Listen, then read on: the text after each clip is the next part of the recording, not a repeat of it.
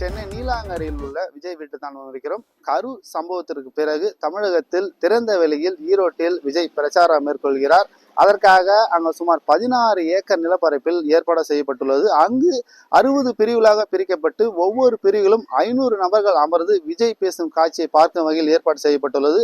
சரியாக 11:30 மணி அளவில் விஜய் அங்கு பேச உள்ள நிலையில் சென்னை நீலாங்கரையில் அவர் இல்லத்திலிருந்து விஜய் புறப்பட்டுள்ளார்.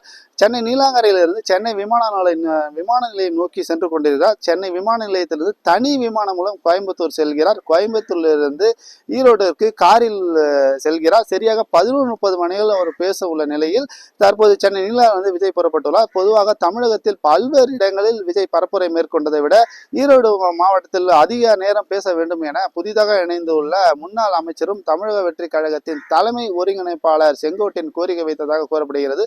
அதாவது குறைந்தது 30 நிமிடங்களாக அவர் பேச வேண்டும் என கோரிக்கை வைத்துள்ளார்.